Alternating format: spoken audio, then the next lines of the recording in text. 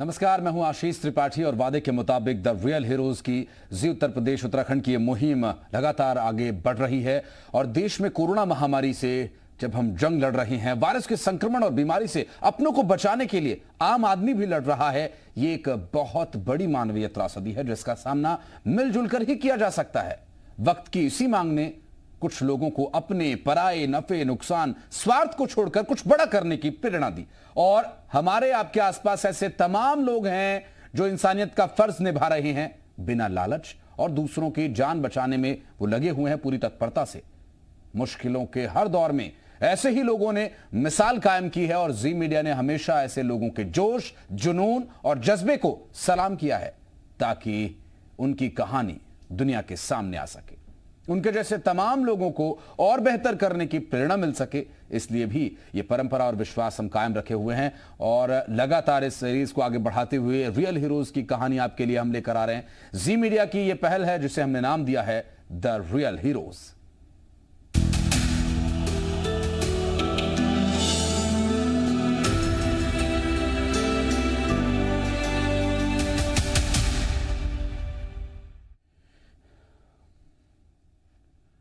Corona महामारी जहां एक दूसरे से दूरी बनाकर इस महामारी में लोग हैं, वहीं लखनऊ के एक युवा चिकित्सक कोरोना मरीजों की मदद करने के लिए सामने आए हैं। डॉक्टर कार्तिकेय कोविड यूनिट में वरिष्ठ चिकित्सक हैं और डॉक्टर सुबोध कुमार के साथ मरीजों का ये इलाज करते हैं। पुत्र कार्तिकेय बारे में बताते हुए डॉक्टर वैभव खन्ना कहते हैं कि इंदौर के Aurobindo institute of medical sciences एवं परानस्तक संस्थान से इंटर्नशिप कर कार्तिकेय ने एमबीबीएस की डिग्री प्राप्त की। उसकी उम्र अभी 24 साल है। युवा डॉक्टर कार्तिकेय खन्ना ने इंटेंसिव केयर स्पेशलिटी और डॉक्टर सुबोध कुमार के मार्गदर्शन में बतौर एक रेजिडेंट डॉक्टर कोविड मरीजों की सेवा करने का बीड़ा उठाया और ये लगातार वो आगे बढ़ा रहे हैं। इसी मुहिम में इस एक और रियल हीरो से हम बात करेंगे जो कि अब से कुछ ही देर में हमारे साथ मौजूद होंगे। जिस वक्त हम सब बातचीत कर रहे हैं वो कितने ही पेशेंट्स को देखकर अब एक बार फिर से कुछ बिजी शेड्यूल से समय निकालकर हमारे साथ जुड़ गए डॉक्टर कार्तिकेय, बहुत स्वागत है आपका जी मीडिया में। नमस्कार, thank you so much. Doctor साहब, एक बात जो इस वक्त हर आदमी को, हर शख्स को परेशान किए हुए है, एक अदृश्य शक्ति जिसे कोरोना वायरस के नाम से कुख्यात है ये, और ऐसे समय में एक बहुत ही कम उम्र में आपने जो सोच विचार अपने अंदर डेवलप किया, इसके लिए क्या इंस्पिरेशन है? आप क्या इसे मानते हैं कि ऐसी क्या सोच आपके अंदर पैदा हुई? क्योंकि डॉक्टर्स तो भगवान का दूसरा रूप कहे जाते हैं धरती पर, तो स्वाभाविक है ये, लेकिन कोई इंस्पिरेशन जरूर बताइए हमारे दर्शकों को जिससे कि आपने सोचा कि नहीं, ठीक है, डेडिकेशन के साथ इन मरीजों का इलाज करना है, अपनी सिक्योरिटी को न ध्यान में रखते हुए भी।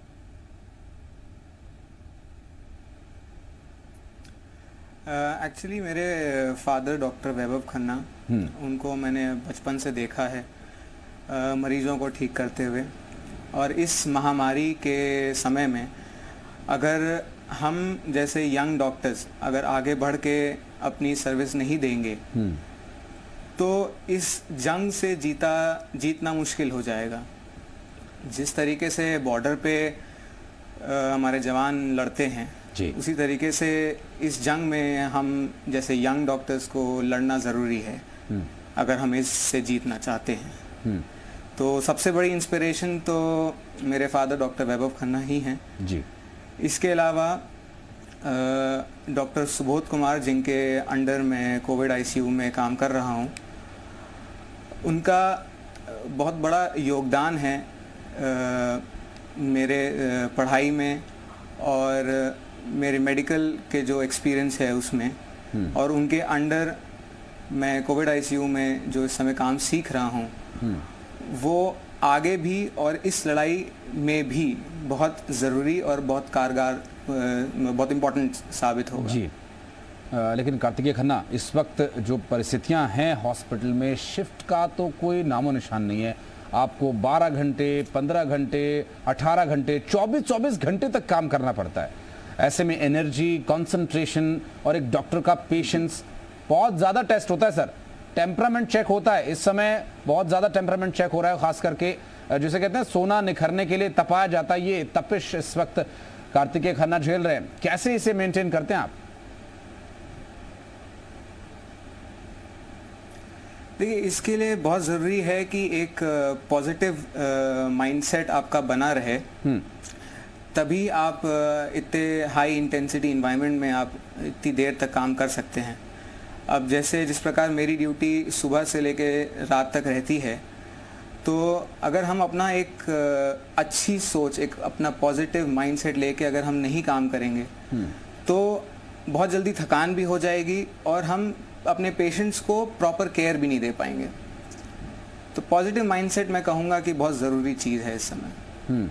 लेकिन सर जिस एनवायरनमेंट में आप लोग काम कर रहे हैं, वहाँ तो पॉजिटिव वर्ड से भी डर लगता है। अब पॉजिटिव वर्ड सुनने में बहुत खतरनाक लगने लगा है, लेकिन अच्छी बात यह है कि यहाँ जो पॉजिटिविटी है वो आपके काम में आपको इंस्पायर कर रही है। लेकिन कार्तिकेय जी, इस तरह की परिस्थितियों में जहाँ पर आपको खुद भी कई फैसले लेने पड़ते, अभी आप अंडर गाइडेंस आप प्रैक्टिस कर रहे हैं, लेकिन कई जगह ऐसी सिचुएशन आती होगी जब आपको खुद फैसले लेने पड़ते हैं, तो उस वक्त आप क्या बात ध्यान में रखते हैं और कैसे आगे काम करते हैं? जी, देखिए, इस अपने आप डिसीजंस लेने के लिए इसमें जो आपने 5 साल की जो पढ़ाई हमने करी है वो प्लस जो हम सीखते जा रहे हैं। देखिए, डे टू डे हम काम करते करते नई नई चीज़ें सीखते रहते हैं इस फील्ड में जी। तो वो जो डे टू डे वाली लर्निंग्स हैं वो सबसे इम्पॉर्टेंट हैं अगर मैं खुद डिसीजन लेना चाहूँ तो इसमें आई थिंक जो हमारे ऊपर जो सीनियर डॉक्टर्स हैं, जैसे हम मेरे डॉक्टर सुबोध कुमार हैं जी, तो वो सबसे इम्पॉर्टेंट लिंक हैं। अगर मैं अपनी सर्विस ढंग से प्रोवाइड करना चाहूँ तो मेरे सीनियर को मैं उनसे काफ़ी सीख सकता हूँ। बिल्कुल, मेंटोर और एक गाइडेंस की बहुत ज़रूरत होती है डॉक्टर साहब। लेकिन इस वक्त चूँकि लखनऊ में आप हैं, बहुत अच्छी स्थिति नहीं है, कोविड पेशेंट्स लगातार बढ़ रहे हैं और बहुत सारी ऐसी हर्डल्स, प्रॉब्लम्स आ रही हैं। सबसे बड़ी चुनौती इस वक्त क्या लगती है एक डॉक्टर के लिए? सबसे बड़ी चुनौती अभी क्या है? हालांकि पूरा काम ही आपका चुनौतीपूर्ण है, लेकिन इस वक्त सबसे बड़ी और सबसे महत्वपूर्ण बात क्या है जो कि आप सभी डॉक्टर्स को ध्यान में रखनी पड़ती है? और चूँकि बहुत सारी कमियाँ हो रही हैं, कुछ चीज़ें हैं जिनकी उपलब्धता अभी हो नहीं पा रही है, तो ऐसे माहौल में क्या चीज़ें हैं जिसको आपको लगता है कि सबसे पहले इस पर फोकस करना चाहिए और इसे सबसे पहले मुहैया कराया जाना चाहिए? देखिए, सबसे इम्पॉर्टेंट मैं अभी ये कहूँगा कि क्योंकि इतने केसेस आ रहे हैं तो उसकी वजह से जाहिर है कि लोड हॉस्पिटल्स पे बहुत बढ़ गया है, जिसकी वजह से हर चीज़ की दिक्कत आ रही है। तो इस समय लोगों को अपना प्रोटेक्शन लेना ज़रूरी है, प्रिकॉशन लेना उनके लिए सबसे ज़रूरी चीज़ है इस समय। अगर वो प्रिकॉशन लेंगे तो ऑब्वियसली केसेस कम होंगे, हॉस्पिटल्स पे लोड कम आएगा, तो जो पेशेंट भर्ती हैं उनको प्रॉपर केयर मिल सकेगी और रिसोर्सेज का पूरा इस्तेमाल हो सकेगा। इसके अलावा एक बात मैं ये भी कहना चाहूँगा कि जिस तरीके से पेशेंट्स की तादाद बढ़ती जा रही है तो डॉक्टर्स की एक धीरे धीरे ग्रेजुअल एक क्राइसिस आ रही है जी, क्योंकि हर जगह पे इतने सक्षम डॉक्टर्स नहीं मिलते हैं।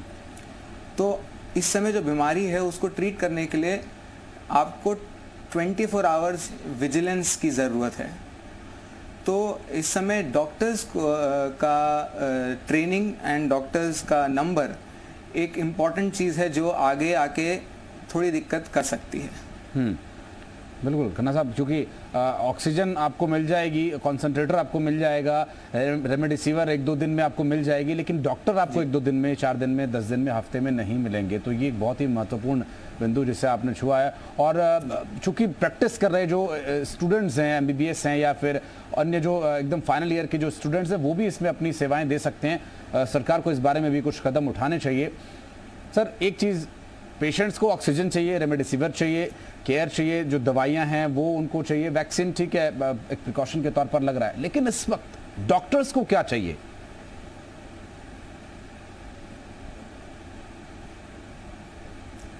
देखिए, डॉक्टर्स को अल्टीमेटली क्या चाहिए? डॉक्टर्स को चाहिए कि उनके पेशेंट्स जो हैं वो अच्छे हो जाएं और डिस्चार्ज होकर घर चले जाएं।